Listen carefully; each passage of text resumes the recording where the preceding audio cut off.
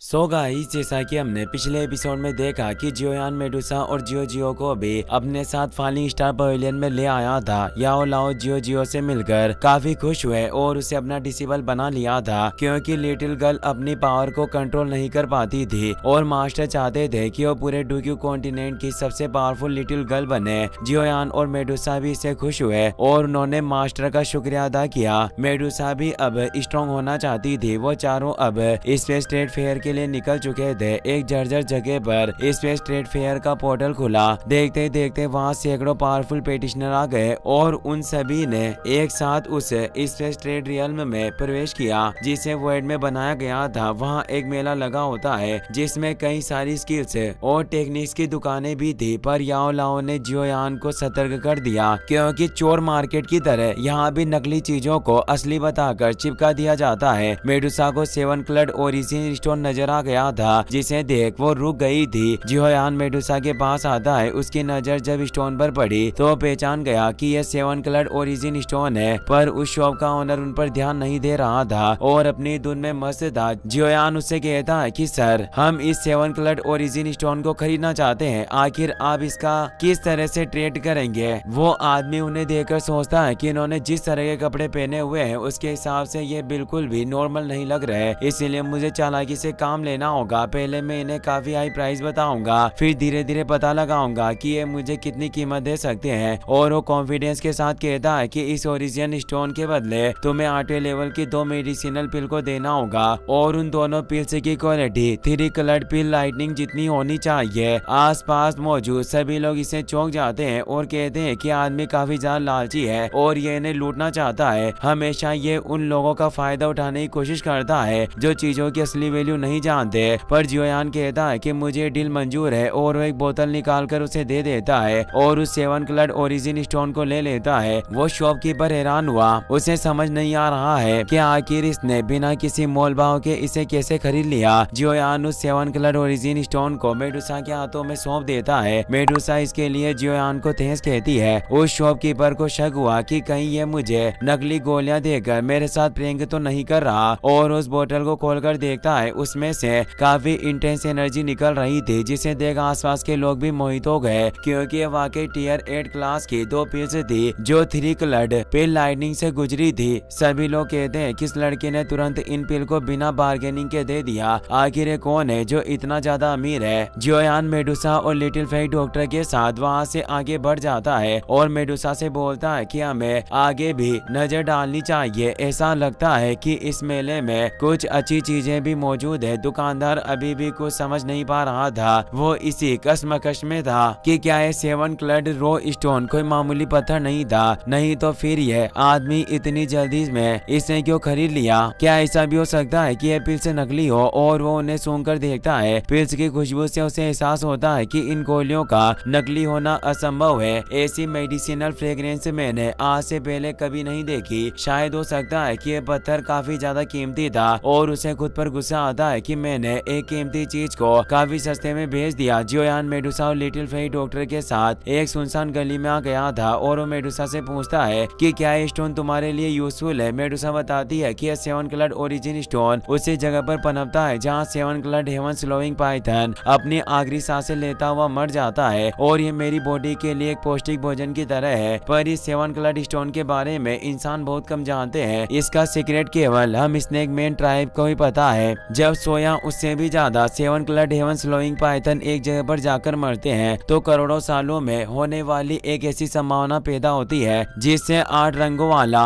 या फिर 9 रंगों वाला ओरिजिन स्टोन पैदा होता है। पर सभी स्टोन बाहरी रूप से एक ऐसे नजर आते हैं और हम केवल एक सीक्रेट मेथड के थ्रू ही पता कर सकते हैं कि ओरिजिन स्टोन किस दर्जे का है। और उस सीक्रेट मेथड के अनुसार उन्हें 7 क्लड हेवन स्लोइंग पाइथन की ब्लड लाइन ब्लड को उस स्टोन पर टपकाना होता था। मेडुसा जब एक ब्लड ड्रॉप को उस पर टपकाती है तो स्टोन तेज एनर्जी के साथ चमकता है और उत्सुकता के साथ उसे देखने लगे। पर उस स्टोन में 8 ही कलर उभर कर नजर आए थे। जियोयान कहता है कि दुर्भाग्य की बात है कि ये केवल 8 कलर ओरिजिन स्टोन है। अगर ये 9 कलर ओरिजिन स्टोन होता तो आज वाकई हमारी किस्मत काफी अच्छी होती। मेडुसा कहती है कि हमें ये 8 कलर ओरिजिन स्टोन मिला, यही काफी आश्चर्यजनक बात है। और वो जियोयान का फिर से तहे दिल से शुक्रिया कहती है। जियोयान कहता है कि हमारे रिश्ते के बीच थैंक्स की कोई जगह नहीं है, अब हमें आगे बढ़ना चाहिए और मास्टर को ढूंढना चाहिए। मेडुसा उस स्टोन को अंदर रख लेती है और अब वो स्टोन की एनर्जी उसकी बॉडी के साथ मिलने लग जाती है और वो सभी आगे बढ़ने लगते हैं। कुछ समय बाद स्पेस ट्रेड ऑक्शन हॉल का सीन दिखाया जाता है, जहाँ मास्टर याओ लाओ, जियोयान, मेडुसा और लिटिल फेई डॉक्टर के साथ वहाँ पहुँच जाते हैं। वहाँ बाहर दो एल्डर मौजूद थे। याओ लाओ उन्हें इनविटेशन कार्ड दिखाते हैं, जिससे वो एल्डर उन्हें अंदर जाने की परमिशन दे देते हैं। वो चारों अंदर एक हॉल में आ जाते हैं। वहाँ ऊपर से एक फ्लाइंग लिफ्ट उन्हें लेने आ जाती है। मास्टर याओ लाओ जियोयान को बताते हैं कि यह लिफ्ट एक प्राइवेट रूम की तरह है, जिसे 3 मेजर सेट के द्वारा तैयार किया गया है। इससे हमारी असली पावर और पहचान दूसरे लोगों के सामने नहीं आएगी और हम ऑक्शन के बाद वाली लूट से खुद को बचा सकते हैं। और अब वो चारों उस सीक्रेट रूम लिफ्ट में बैठ जाते हैं और वो सीक्रेट रूम अब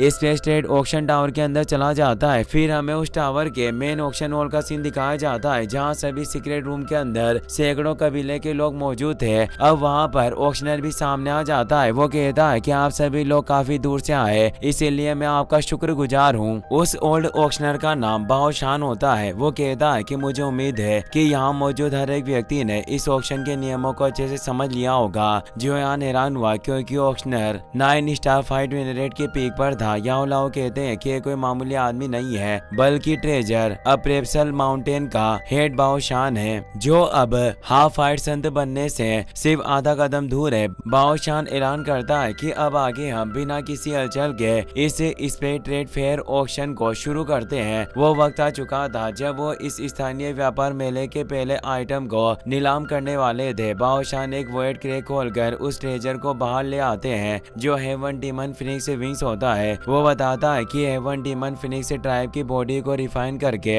बनाया गया है और हमारे जिस क्लाइंट ने इस आइटम को नीलाम करने के लिए दिया है, उसके अनुसार उन्होंने इस डूक्यू विंग्स को हेवन डीमन फिनिक्स एलिट की बॉडी से रिफाइन किया, जो घायल होने के बाद मर गया था। और आप सभी अच्छी तरह से जानते हैं कि इसके अंदर मौजूद एनर्जी कितनी ज्यादा तीव्र है, जो लगातार बहती रहती है और वो उन्हें विंग्स की एनर्जी को एक्टिवेट करके दिखाता है। बोली भी अब स्टार्ट हो जाती है। एक ओल्ड पेटिशनर हंसते हुए कहता है कि आइटम निश्चित रूप से मेरा ही होगा और वो टीयर 5 की 3 कलर्ड पिल लाइटनिंग वाली गोलियों की बोली लगाता है। अब दूसरे लोग भी बोली लगाने लगते हैं, जिससे पिल्स का लेवल बढ़ता जा रहा था और एक आदमी टीयर 7 की बोली लगाकर उस 7 डीमन फिनिक्स विंग्स को अपना बना लेता है। जियोयान काफी परेशान था और वो मास्टर से कहता है कि मेरे पास ये 7 डीमन फिनिक्स विंग्स मौजूद है, जिससे मुझे उन फिनिक्स ट्राइब के लोगों ने काफी परेशान किया, पर अब यहाँ लापरवाही से इन विंग्स की बोली लगाई जा रही है। क्या ये कुछ अजीब नहीं है? मास्टर कहते हैं कि वो सिर्फ कमजोरों को ही परेशान करते हैं। और अब बाओ शान एक तियान क्लास की फाइट टेक्निक को पेश करता है, जो king Kong glass body skill थी। ये एक हेवन क्लास स्किल होने से सभी इसकी बोली लगाने लगते हैं और एक पेटिशनर टीयर 8 की बोली लगाकर इस टेक्निक को खरीद लेता है। ऑक्शनर कहते हैं कि ये चीज अब नीलाम हो चुकी है और अगली चीज एक हेवन अबेसल पॉइजन कोडेक्स है, जिसे पॉइजन सूत्रा स्क्रॉल नाम से भी जाना जाता है, जिसकी शुरुआती प्राइस इसके सामान की ही मेडिसिनल पिल्स होगी। लोग उसकी भी टीयर 8 पिल्स के साथ बोली लगाने लगते हैं। इस पॉइजन कोडेक्स को देखकर लिटिल फेई डॉक्टर हैरान हो गई। वो उसे लेना चाहती थी। जियोयान उसे व्याकुल देखकर समझ गया कि लिटिल फेई डॉक्टर इस कोडेक्स के जरिए अपने पावर को बढ़ा सकती है, इसीलिए वो कहता है कि मैं पॉइजन सूत्रा स्क्रॉल के लिए 2 5 कलर्ड पिल लाइटनिंग वाली टीयर 8 पिल्स की बोली लगाता हूँ। सभी ये देखकर हैरान रह गए और वो लोग कह रहे थे कि पॉइजन सूत्रा निश्चित रूप से काफी रेयर है, पर ये इतनी हाई ग्रेड की पिल के लायक नहीं है। आखिर लड़का कौन होगा जो इतना अमीर है? जियोयान इससे थोड़ा परेशान होता है क्योंकि वो सोच रहा था कि मेरी इस बोली से 100 से ज्यादा लोगों की नजरें हमारे इस प्राइवेट चेंबर पर पड़ गई होगी और वो हमें ट्रैक करने की कोशिश करेंगे। पर अब वो पॉइजन स्क्रॉल की बिड जीत चुका था, जिससे ऑक्शनर उस स्क्रॉल को जियोयान के पास पहुंचा देता है। जियोयान उस स्क्रॉल को लेकर लिटिल फेई डॉक्टर को थमा देता है, जिससे वो खुश हो जाती है और वो जियोयान को थैंक्स कहती है। ऑक्शनर बोलते हैं कि इस समय तक इस स्पेस ग्रेड फेयर में सब कुछ बहुत ही रेयर चीजों की बोली लगाई गई है, पर अगला आइटम काफी खास होने वाला है, जिसके बारे में आप सभी ने जरूर सुना होगा, जो प्यूरिफाइंग डेमोनिक लोटस फ्लेम का एक टुकड़ा है और वो टुकड़े को सभी के आगे शो करते हैं। जियोयान ये देख चकित रह गया। फाइनली जिस चीज की उसे तलाश थी वो अब उसके सामने आ गई थी। एक एल्डर 6 कलर्ड पिल लाइटनिंग वाली 3 टीयर 8 पिल की बोली लगाता है। बोली आगे बढ़ने लगी। सभी जानते थे कि प्यूरिफाइंग डेमोनिक लोटस फ्लेम कितनी खास है। ये हेवनली फ्लेम रैंकिंग में तीसरे नंबर में थी, जिससे बोली 8 टियर 8 पील तक पहुंच गई थी, जिसकी क्वालिटी 6 पील लाइटिंग तक होती है। तभी एक पेटिशनर जो 2 लड़कियों के साथ वहाँ मौजूद था वो 5 टियर 8 की बोली लगाता है, जिसका ग्रेड 7 क्लड पील लाइटनिंग के जितना था। 7 क्लड पील लाइटनिंग को बनाना पहले से ही काफी कठिन था, जिस वजह से आगे कोई बोली नहीं लगा पा रहा था और अब सभी लोगों ने उम्मीद छोड़ दी थी कि इससे आगे और कोई बोली नहीं लगा पाएगा। पर तभी जियोयान 7 क्लड पील लाइटनिंग वाली 8 पील्स की बोली लगा देता है, तो वो पर्पल क्लॉथ वाला मिस्टीरियस पेटिशनर 8 क्लड पील लाइटनिंग वाली पील की बोली लगाता है। पर वो ये नहीं जानता था कि आओ लाओ यहाँ मौजूद है, जो जियोयान के लिए किसी भी कीमत पर इस मैप के टुकड़े को हासिल करना चाहते थे। वो 8 क्लड पील लाइटनिंग की 3 पील्स की बोली लगाते हैं, तो पर्पल क्लॉथ पेटिशनर एक तेज ओरा के साथ 5 पील्स की बोली लगाता है, जो वही 8 क्लड पील लाइटनिंग की गोलियां थी। याओ लाओ भी अपनी एनर्जी से उसकी एनर्जी को खत्म कर देते हैं और जियोयान से कहते हैं कि हमें संभल कर रहना होगा, क्योंकि हमारा जो अपोनेंट है वो भी हाफ फाइट संत रियल में पहुंच गया है। और अब याओ लाओ आखिरी बोली लगाते हैं, जो 9 क्लड पील लाइटनिंग वाली एक मेडिसिनल पिल की बोली थी। सभी के होश उड़ जाते हैं, क्योंकि आज तक किसी ने